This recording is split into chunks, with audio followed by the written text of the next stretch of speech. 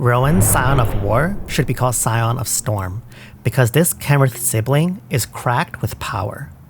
She is a 3-mana 4/2 human wizard with menace, and the most important piece of text here is that you can tap Rowan to reduce the casting cost of black and or red spells by X, where X is the amount of life you lost this turn.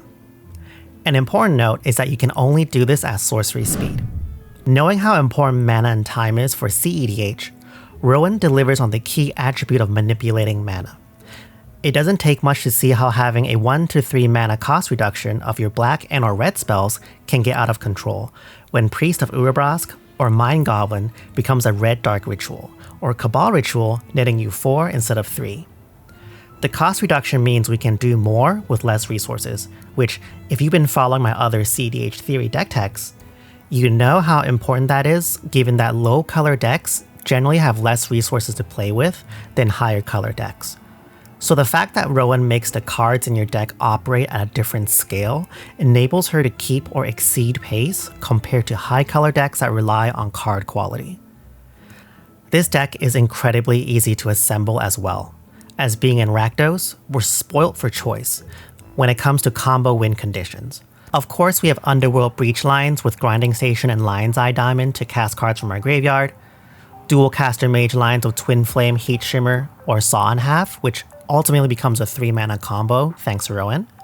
Rowan also enables additional payoffs from more casual power levels like Torment of Hailfire and Crackled Power, as you pay enough life to raise the cost reduction enough where both of these spells become lethal to the table.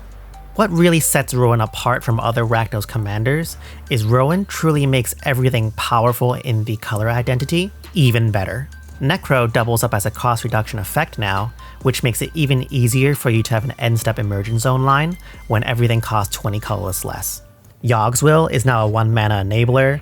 All your tutors are now 1 to 2 mana only, which makes it even easier to find the many payoffs in this deck. Even Mizzix's Mastery becomes a 1-mana red payoff to peer into the abyss that you either failed or pitched to Lion's Eye Diamond. Reanimate becomes a ritual.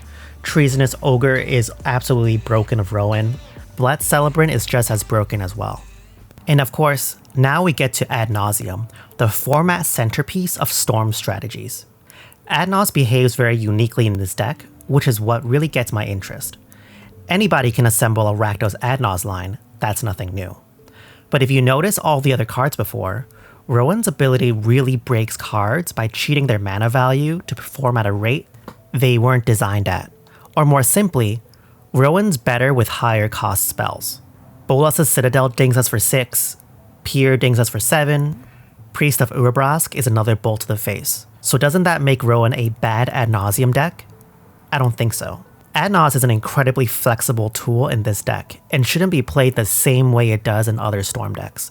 It's not a straight shot to your win con every single time. If you're able to cheat Ad Naus just for the double black, the quantity of cards you need to hit is much lower because you've already reduced your life easily by 10 that turn, which means the amount of material you need to storm off is much lower. Think about it. If you cast Ad Naus, flip any of our many tutors like Grim Tutor, Wishclaw, or even Praetor's Grasp, and a Culling the Weak, that's a Pier right there, just for a few mana. If we can activate Rowan's ability, flipping into a Stormkiln Artist for just a red and a payoff is enough. So when it comes to Ad Naus, you have even more options when it's enabled with Rowan.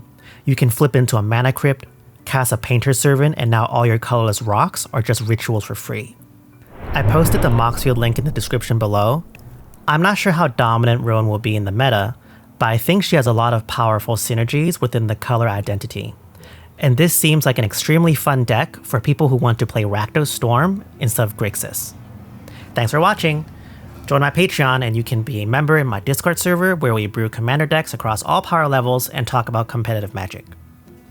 If you want more deck techs, you should check out my deck tech for Nimris, which highlights the weaknesses of low color decks, and how I solved it through tempo and control. Or if you prefer the opposite pace to Storm, you can check out my Lord of the Nazgul Stacks control list for a controlling beatdown deck.